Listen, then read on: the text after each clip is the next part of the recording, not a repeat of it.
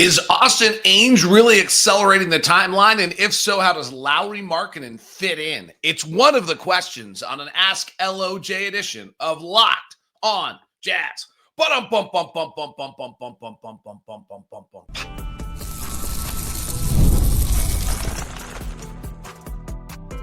You are Locked on Jazz, your daily podcast on the Utah Jazz.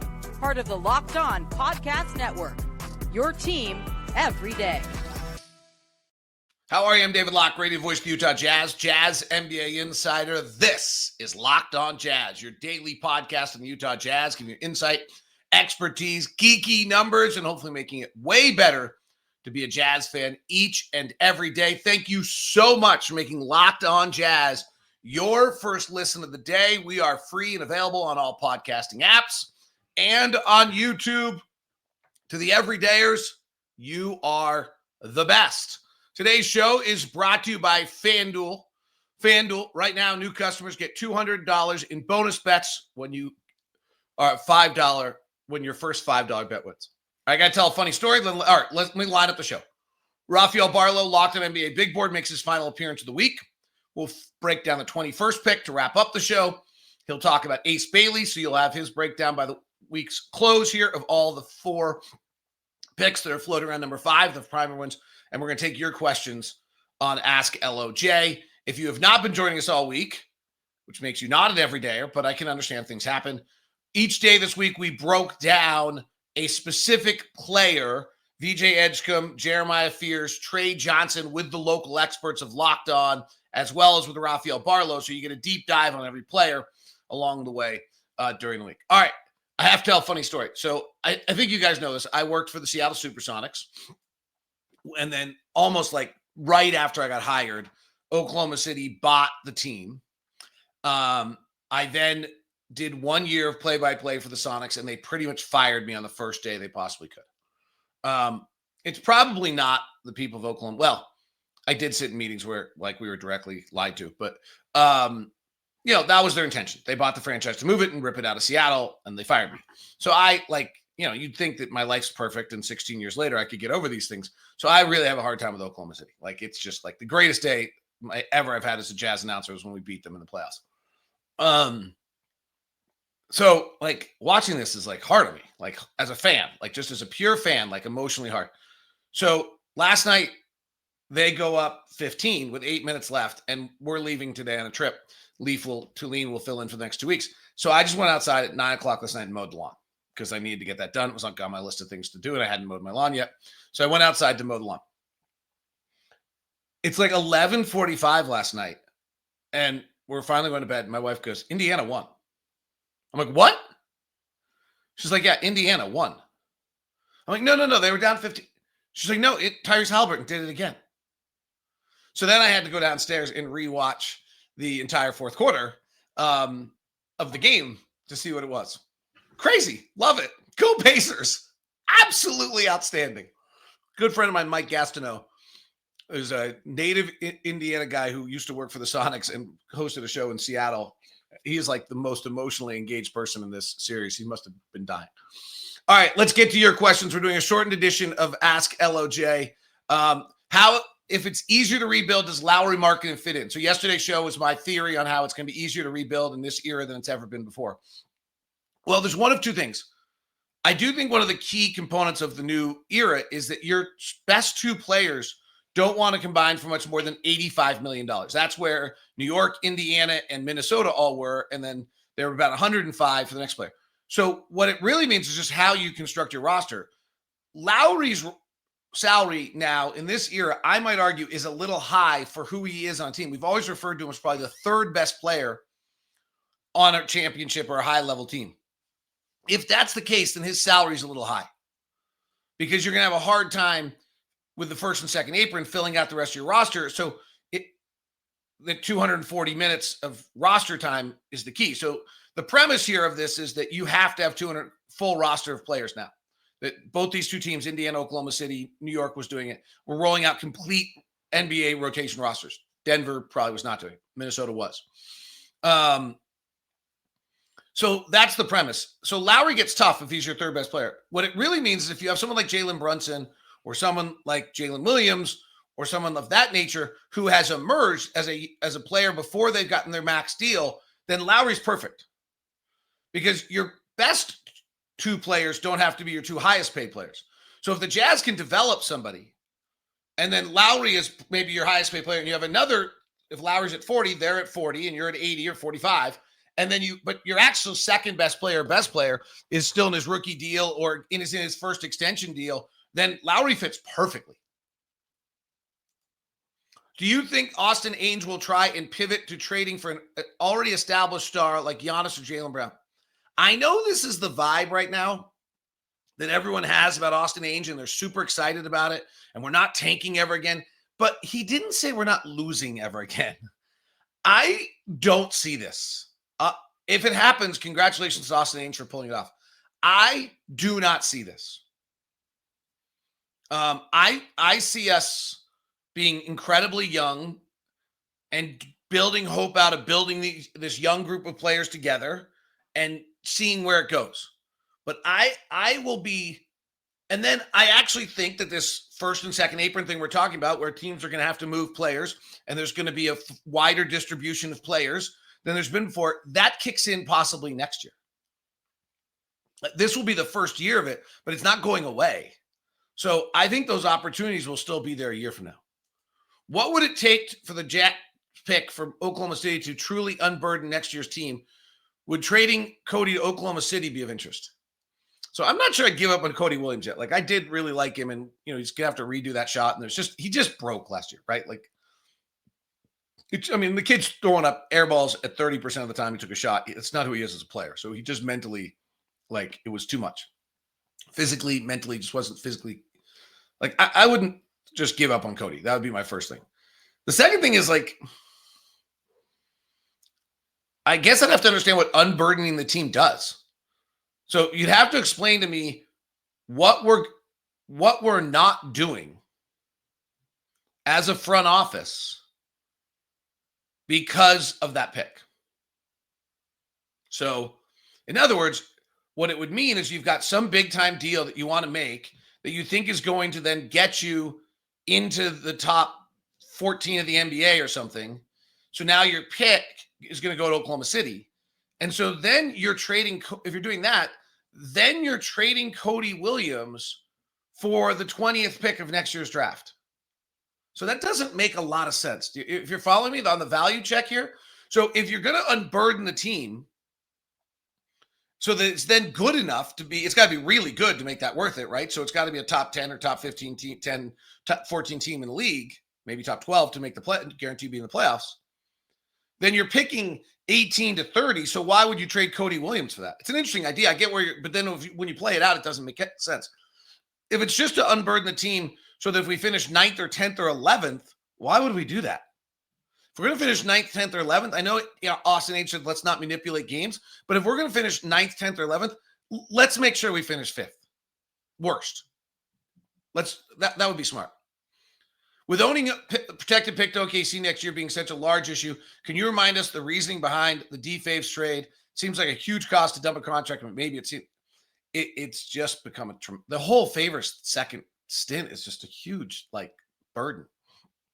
So we signed Favors to a pretty big deal, which actually, if you go back and look at it, I think the landscape of the market played out differently than we anticipated, because I'm not sure Faves had a second offer on the table. He did not have one from New Orleans where he was. So we paid Faves. This is where Austin Ainge's comment the other day in the press conference was like, you're not just giving bird rights. You're not just giving like that game's over. This is a good example. So then we were up against the luxury tax, want to make roster moves, and we need to get out from under Derek Favors' deal in 2021. And Oklahoma City was the only team with cap money. So the only team that we could send them to was Oklahoma City, and Oklahoma City just had us, absolutely had us. And we protected on one level, we could have just given them a first round pick, but on the other level, we protected the pick in case we weren't good. And turned out 400 days later, we traded Donovan Mitchell, Rudy Gobert, and everybody else, and we're not good. So on one level, this protection that feels so burdensome right now is pretty good front office work to make sure that if in case this was the issue, that we were there, right? That we were protected. It just feels, but yes, no, That whole run was, that whole sequence of deals is kind of where that team went awry, unfortunately, and some other things. I love that Haliburton took a 2 out of 3 in the last second. Yeah, I mean, a 1-point game, that's the right play, right?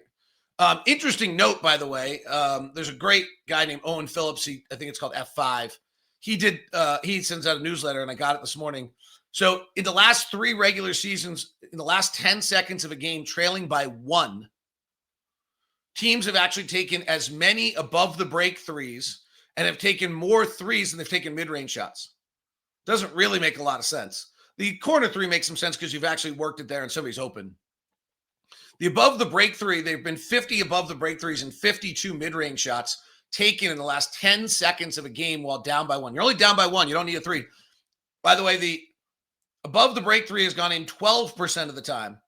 The mid-range shot has gone in 27% of the time over the last 3 years. So that shot that Haliburton hit last night goes in 27% of the time. The floater zone has only gone in 24% of the time. Above the break 3, as I said, 12% of the time. Corner 3, 42, restricted area, nearly 50. Is Tyrese Haliburton having the best postseason ever in NBA history? Yeah, probably. Yeah. Crazy, huh? I would guess if we looked at like impact on wins and win shares and key plays, this is the greatest single run by a player in NBA history in the playoffs. I mean, maybe he is top 10. Maybe like all of our thought of like, maybe it still is having 2 top 10 players. Just Tyrese Haliburton is one of them. Good questions. Rafael Barlow joins us coming up here on Ace Bailey, and then Rafael Barlow breaks down the 21st pick. At the end of this, you will have heard from Rafael Barlow on Edgecombe, Fears, Johnson, and Bailey, and should be able to make a decision. I'll have an interesting take, having heard all those, on what jumps out to me, having listened to all 4 of these, and doing this interview with Rafael next on Locked on Jazz.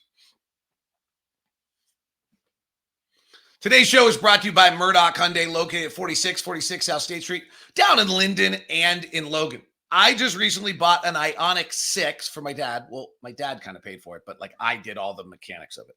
And we did all sorts of complicated deals because nothing's simple in my world. Got to be a little extra at all times. The customer service was just great. The car is awesome. It's a like sky blue Ioniq 6. And I cannot wait to drive it to California and have him see it because it is so cool. The Ioniq 5 and Ioniq 6 electric cars are just awesome. Just every bell, every whistle, so cool. The electric aspect of it's fabulous. And then the Sonata and the Elantra, the sedans and the SUVs are great. I'm driving the new Santa Fe with the flat back. It drives terrifically. Took it up and down the canyon last night to go to the new ramen place down in Post District. Absolutely a great ride. So multiple of deals down there at Murdoch Hyundai. Email me at dlock09@gmail.com. That's dlock09@gmail.com so that I can get you set up with a VIP meeting. Get it all set up. You'll walk in. Your guy will be waiting. Guy or woman, male will be waiting for you. If it's Jake in Linden, you're set because he's fabulous. And we'll make sure that you get the VIP experience that you deserve at Murdoch Hyundai. Email me at dlock09@gmail.com. Today's show is also brought to you by FanDuel. The NBA playoffs are in full swing. Wow, does every night deliver highlight-worthy 9.5-point dogs last night, I think Indiana were. Whether it's a game-winning shot like last night or a breakout player like Shea most of the night, you have got to be in the action. FanDuel makes it easier to stay in the game before tip-off and live. With player props, performance trends, same-game parlays, fans have more ways than ever to play smart and win big. Which players are showing up in the biggest moments? How could tracking their trends help you into the next bet? What would it be if you could know what's going to happen before and you nailed it? Also, $200 in bonus bets adds to excitement if your first $5 bet hits. New to FanDuel, it's perfect time to sign up. Head to FanDuel.com, place your first $5 bet. If your $200 bet, if it wins, you get $200 in bonus bets. I wonder what the line is overall in the series now of who is favored in the series. Like, is Oklahoma City is now an 11-point favorite in game 2.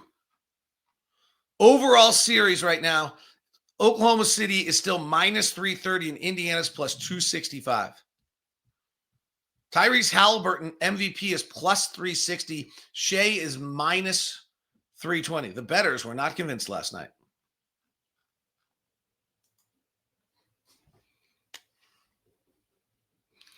All right, we have done this series all week long. I hope you've really enjoyed it. It was great of Rafael to take the time. Rafael's got you taken care of on Locked On NBA Big Board all year long, all with his brother James. Leaf jumps on that. Richard jumps on that. It's a great show. We'll take you up to draft. Leaf's going to be here for 2 weeks, giving you incredible draft breakdowns. Here is Rafael Barlow on Ace Bailey, who I don't think will be on the board at 5, but it's not impossible either. Rafael, let's start with Ace Bailey, Rutgers. Questions. It's like there's buzz about him. I kind of think we've forgotten who he is as a player a little bit. Like, that's my feeling. Like, we got so caught up in his height. We got so caught up in this. We got caught up in Rutgers' losses. Let's back up. Like, who is he as a player? A very, very gifted basketball player. He's one of the youngest players in this draft. He'll be 18 on draft night. I think he was unfairly listed at 6'10", which kind of created some of the hype around him. He measured out about 6'8" and 7 core. I don't know. He didn't measure out at 6'10", I'll say that much. But when he has on shoes, depending on the shoes he has on, he might be 6'10". But he's a really gifted scorer. Just has this ability to get hot and score in bunches. I mean, he had a game where he was like 13 of 15 from the floor. Had another game where he was 13 of 20. But those games are sandwiched in between some inefficient shooting nights. But overall, I mean, he had a really good freshman year, 17 points, 7 rebounds. And to me, is one of the best shot makers in this class. And with Ace Bailey, it's all about potential and upside. He's not close to being the finished version of who he will be. But I just think that he took the brunt of the criticism for Rutgers not having a good year, while his teammate Dylan Harper has not received the same criticism. So I think Ace has been a little bit unfairly scrutinized this year. His best NBA skill is the shot making. With his height, his ability to stop, pop, and fire over defenders. Yes, the ball handling needs to improve, but he just has this unique ability of, if he can't get to his spots, he can just pull up and shoot over the top of smaller defenders. His NBA skill that has to develop is? Obviously, by him being young, there's a lot of areas, but I would say the ball handling, which will allow him to get to his spots. But then again, you can say his assist. He had a negative assist to turnover ratio. So if he's going to be a go-to scorer, then he's definitely going to have to improve as a passer, because, you know how it is in NBA. All the top scorers are also really good passers. And if you are not a good passer, then you're just kind of labeled as like a 6-man off the bench type guy. It's a good point. All right, there's an interesting game here. You talked about this on Locked On NBA Big Board, that there's a route to which a player has success, right? Like, we talk about their skills, right? We just did the offensive, positive, and negative. There's also like, in what environment does this player have success, right? So, like, on a minor level, Cason Wallace in Oklahoma City has been asked to do very little right now, and at some point they'll ask him to probably do more. You guys made a point that if he goes to Philly, Ace Bailey, that's perfect for him, because his weaknesses will fall under Tyrese Maxey and Paul George and Joel Embiid, where if he goes to a Charlotte or Utah and he's like their best player, maybe his weaknesses actually all get exemplified a little bit or magnified a little bit. What is the route by which Ace Bailey has a successful NBA career? That's the multi-million-dollar question. If he goes to a team like Philly, for example, and everybody's healthy and he has a smaller role where he's there to knock down open shots, I think he can be successful. But if he goes to a team to where they have to play him, I don't know if Philly would have to play him. They would like to play him, but we've seen with Reed Shepherd, he was a third pick. He didn't play much in Houston on a team that was, a playoff team. If he goes to a team like Utah or Charlotte, you have to play him. And even if his bad habits, which is consistently taking really difficult shots, you have to be able to hold him accountable. So for him, I think it varies. I don't think there is a bad spot for him, but I do think that he needs to go to a team that has strong veteran leaders, a really strong coaching staff. I don't think he needs to go to a team where there's a coach that's on the hot seat. I'll put it like that. If we're honest about top 10 picks, 2 of them are all-stars. Yep. Right? Every other year there's a superstar. 2 of them generally don't make it. One of the top 5 doesn't make it.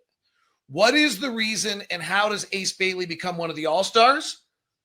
What is the reason, one of the reasons why Ace Bailey becomes one of the guys who doesn't pan out?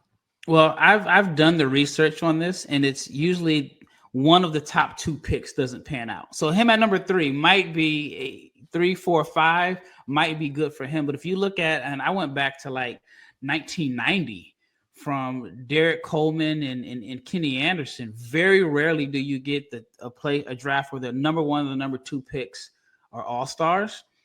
Ja Morant and Zion Williamson, this is the most recent one. And I guess, yeah, because if you look at the Markelle Fultz draft and so on. So for him, if he's not number 2, that probably helps him out. But if he makes it, it's just because of his ability to put the ball in the basket. Some say that his comparison is somewhere between Michael Porter Jr. and Rashard Lewis. Do you take that in the top 5? I don't know. I think that Tracy McGrady comparisons were a little overzealous. If he doesn't make it, it's just because maybe he doesn't process the game fast enough, and he's not able to contribute in a major way if the shot isn't falling, and he doesn't develop as a passer. It is interesting. At 6'10", he could have been Chris Bosh. And at 6'8", he becomes Michael Porter Jr. or someone like that.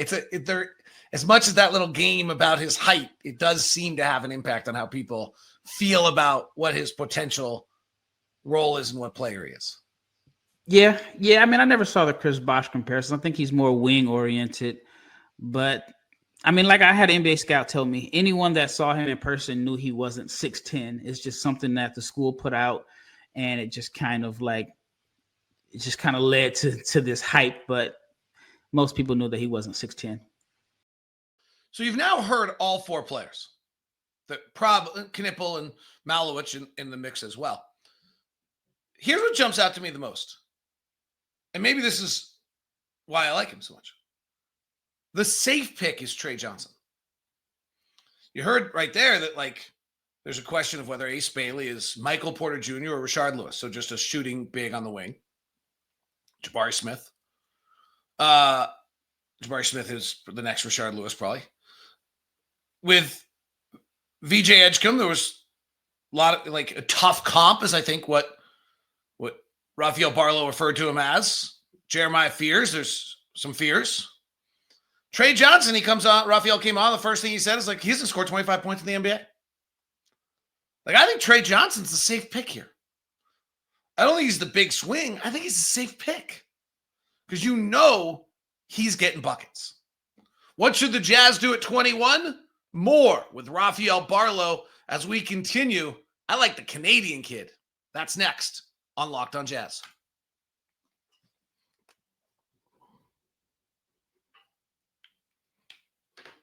Again, Leaf Tulane takes the next 2 weeks, and I'll be back draft week for you. Thank you so much for sticking with us. The number's been great this summer or whatever we're in. You guys have been amazing. Leaf gives better draft coverage than I do. Who's watched it all, covers it insane. Will be amazing. So hope you love that. Here is a cadre of players around the 21st pick of the draft that the Jazz will be looking at. 21st pick with Rafael Barlow of Locked on NBA Big Board. We're going to go a bit rapid fire hit. Hopefully you've enjoyed all of his various pieces throughout the week. We've had here on, then next week you get Leaf Tulane every day. So you don't have to worry about me anymore. All right, let's start off with a guy I really like, the Canadian Will Riley out of Illinois. Yeah, Will is intriguing. The first time I saw him play, I'll be honest, I wasn't a big fan. He shot the ball every single time. But as I watched him at Illinois and just kind of digging deeper into some of his film, I think he's also an underrated passer. Maybe not like an elite level NBA athlete, but he's intriguing. He has good positional size. There is promise as a shooter, even though the numbers don't fully indicate it right now.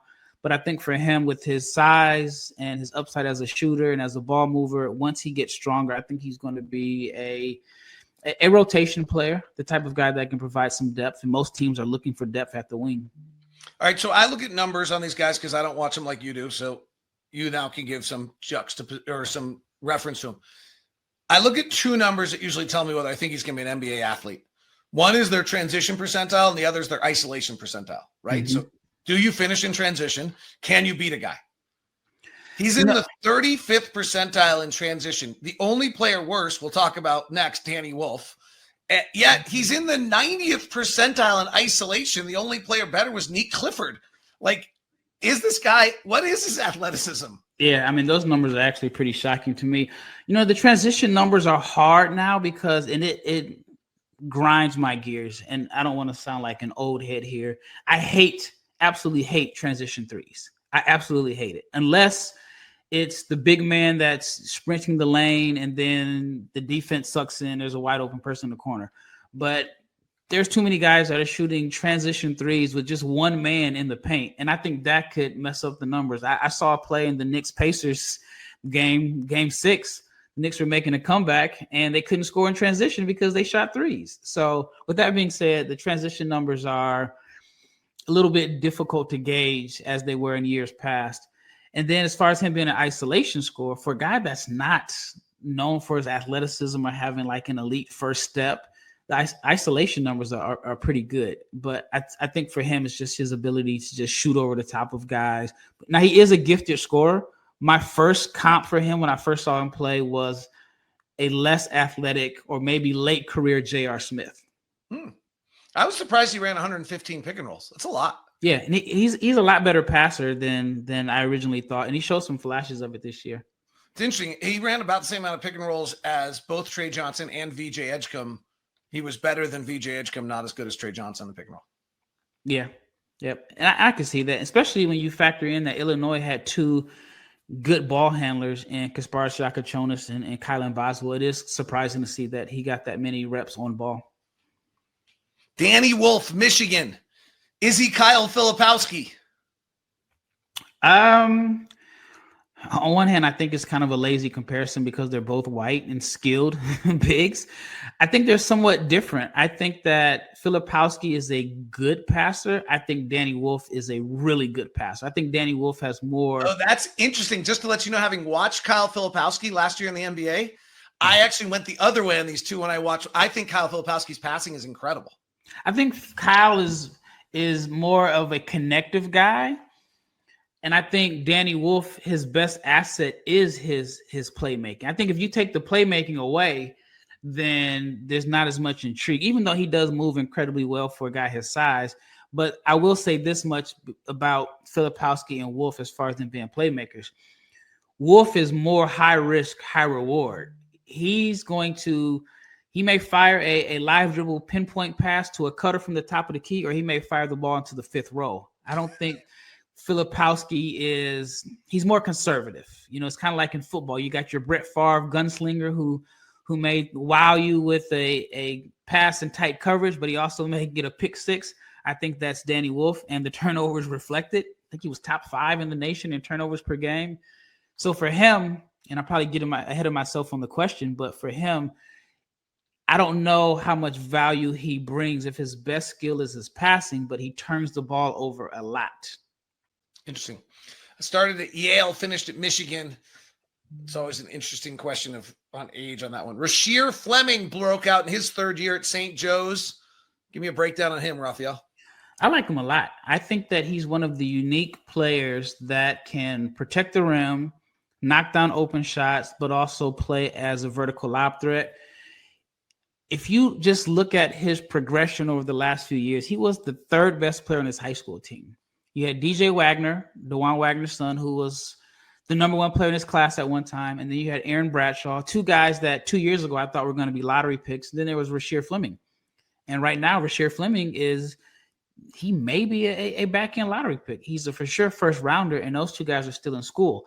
So the progression has been admirable. But this was the first year from my years of watching him that I felt like the talent and the production were on the same page. I always thought that he was a lot more talented than his numbers. And so this year he put it together, and I think he's a guy that the sky's the limit. And if he ends up being one of the top 10 players in this class, it would not surprise me. Wow. All right.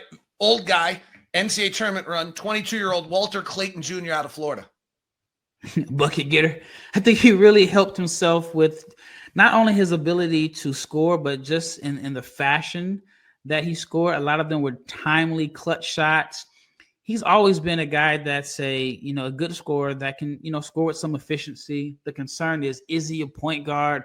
Does he have enough playmaking to stick in the NBA, or is he going to be the type of player that ends up being like a six-man guy that just kind of comes in off the bench and scores? That's a question that I don't have the answer to now, but you have to take into account that he did win. He was the main guy on the team that won the national championship, and he's not afraid of the moment. He took 245 off the bounce shots last year. Nobody else in this draft other than Trey Johnson took more than 160, I think. Yep. And he was in the 89th percentile, doing it the best in the class by a fairly large margin. Is he the best off the bounce shooter in the draft? Clifford's close, by the way, but otherwise nobody else is really close. Is he the best off the bounce shooter in the draft?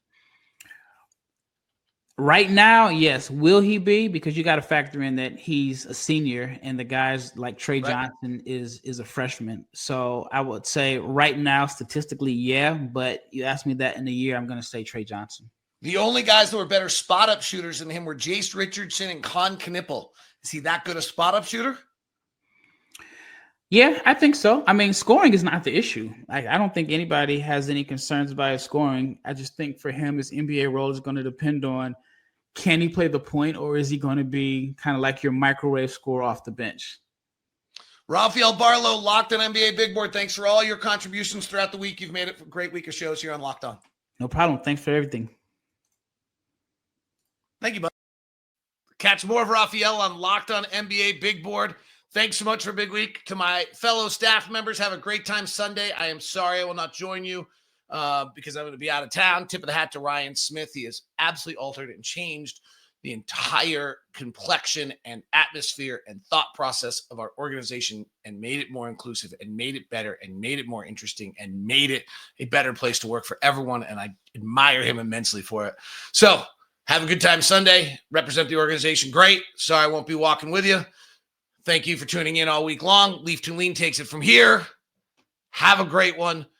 I'll be back with you draft week. This has been Locked On Jazz. You can follow me on the socials at DLock09. Right now, we send the first ever 24/7 national NBA channel, Locked On NBA. Check out Locked On NBA Big Board with Rafael Barlow all week as well.